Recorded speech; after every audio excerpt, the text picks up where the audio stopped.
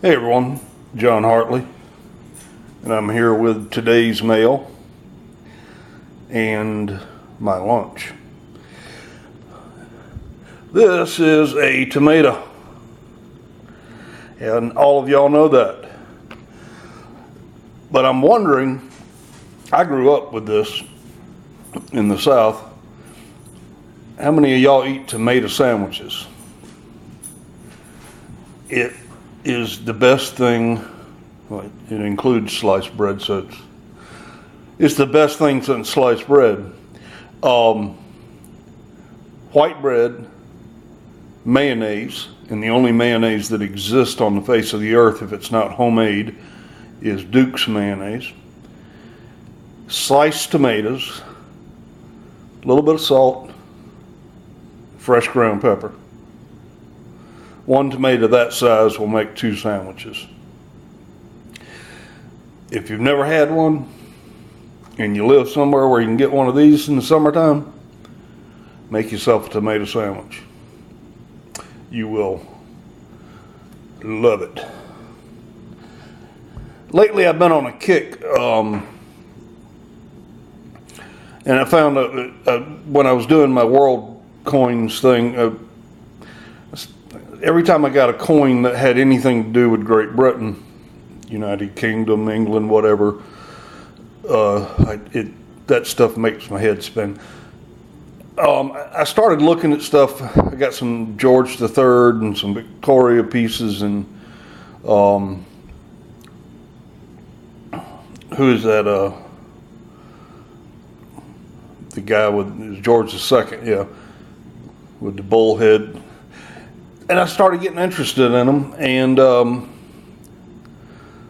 so I was at the end of my monthly period of buying stuff, and I didn't have a lot left on my budget, so I started looking at farthings, which is basically, not completely, they have half farthings and third farthings and all this stuff, but a farthing is the smallest unit of monetary value in Great Britain, United Kingdom. All that stuff makes my head spin. And so does, while I'm talking, I might as well open. And so does the old, of course, they've decimalized it now so that it makes sense. But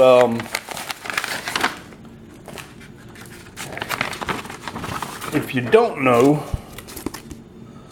what a farthing is, now how in the world do I get in here?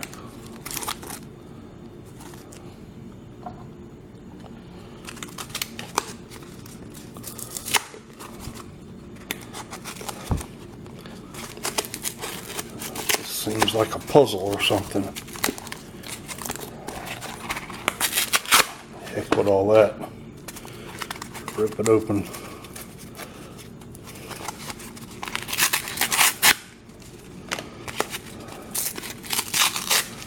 There it is.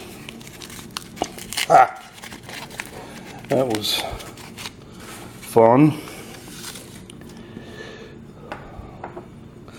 This is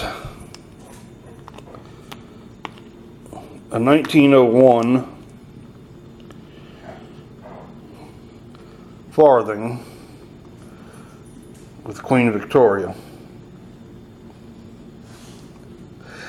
and she died in 1901. This is the last farthing that had her portrait on it, and this is her 4th portrait, I think it is, when she was an old lady. Victoria was a looker when she was young, had a bunch of kids, and lived for a long time. But one thing that makes no sense to me, and I was watching a movie not too long ago, and it's like a Dickens movie or something, Tale of Two Cities or something, and somebody said £4, 10, and 3 pence. or something like that. I have no clue what that means. There's Britannia. See, this is just a farthing. So Britannia's sitting down. She's leaning up against her shield on those silver coins they're selling nowadays. Britannia will stand up for one of them. She's got her trident, ocean in the background, and a shield with the flag on it. But a farthing, it takes 4 farthings to make a penny. Follow me on this one. It takes 12 pennies or 12 pence to make a shilling.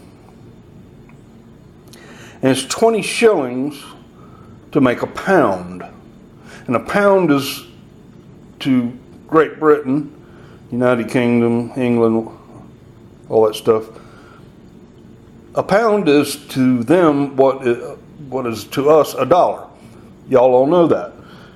But if there's 20 shillings in a pound and 12 pence makes a shilling, that means there's 240 pennies in a pound. How the hell does that make any sense? It's absolutely ridiculous. But they decimalized it now, so everything's back to normal. Or not back to normal, they never were normal with their currency. I'm being a little silly, but please, if you're from over there, don't take offense. I know Ian won't take offense. But I don't know how well you can, this coin's the size of a nickel. But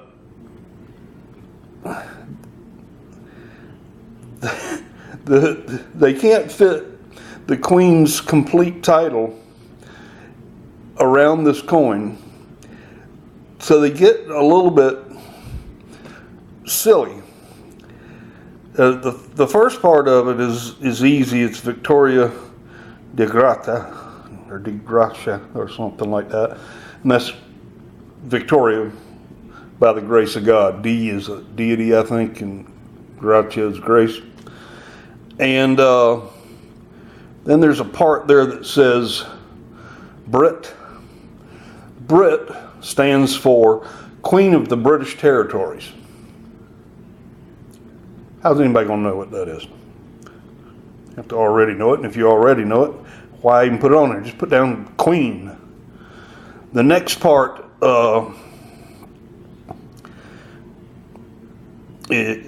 just a couple abbreviated words there. I can't see them. I should have wrote both of these down. But it's Defender of the Faith. Now, if I open that can of worms, there's a whole nother thing about Henry VIII and the Church of England and what is now over here the Episcopal Church. But I'm not going there. And the last part of it, it's like imp or whatever, Empress of India. I guess India was a big deal, or she has to have that on there. I guess Queen of the British Territories would have covered that, but no, it must be something special I don't understand. Is Empress of India. But I tell you what, going through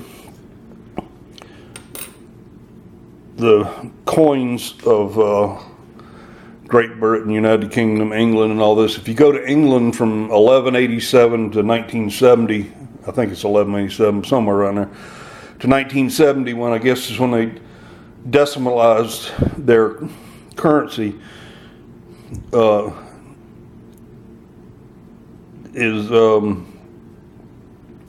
if you click on England, you get only the coins from way back then. This one isn't in there. You have to go to United Kingdom from 1187 to 1970 to find this farthing. You get the earlier farthings somebody explain it to me. I've been reading, I've been looking at stuff. been on YouTube looking at stuff, and it's confusing. But I am learning as I go. So that's kind of what has attracted my attention to these to the coins of Great Britain. And I've got another farthing on the way that's a little bit earlier than this one, that has the second portrait, I think, of it. The first portrait is back when Victoria was a cutie. She had her hair up in a bun, a little ribbon flying off the back of it. At least they make her look cute in that picture. Somebody could probably take my mug and make it look cute if they put it on a coin. Somebody just went by my house at 90 miles an hour with a big thrush muffler. Anyhow, I've got a package coming from Scotland. Should be here in the next few days. It just cleared customs in New York City. And got a couple of coins in there that Big Lori's sending me. So that should be fun to open. So, until then, I'm 1042.